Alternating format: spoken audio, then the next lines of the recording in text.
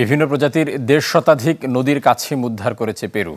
দেশটির national forestry and wild life service এসব প্রাণী উদ্ধার করেছে। বলছে দেখতে সুন্দর এবং ভালো দাম মেলে, তাই পোষা প্রাণী হিসেবে বিক্রি হচ্ছিল কচ্ছপগুলো।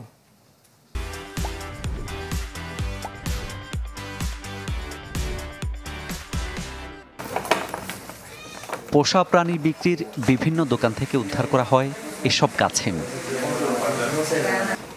প্লাস্টিকের ব্যাগ এবং কাচের জারে বিক্রির সময় রাজধানী লিমা থেকে জব্দ করে পেরুর পুলিশ।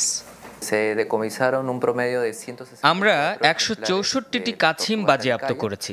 বিক্রির সময় গ্রেপ্তার করেছি ৩ জনকে। দুর্ভাগ্যক্রমে এই কাছিমগুলিকে রাস্তায় বিক্রি করা হয়েছিল।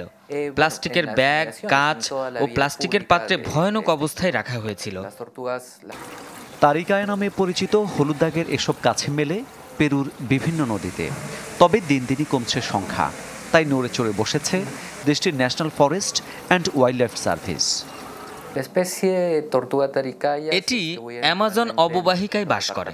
প্রাকৃতিকভাবে আমাদের লোরেটো, উকাআলি, মাদ্রে ডি ডিওস এবং সান মার্টিন অঞ্চলে পাওয়া যায়।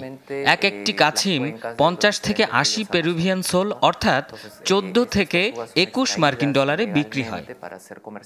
এসব কারণে পোডোকনেমিস ইউনিফিলিস বৈজ্ঞানিক নামের এই প্রাণী প্রজাতিকে বিপন্ন তালিকায় অন্তর্ভুক্ত করেছে আন্তর্জাতিক প্রকৃতি ও প্রাকৃতিক সম্পদ সংরক্ষণ সংস্থা IUCN।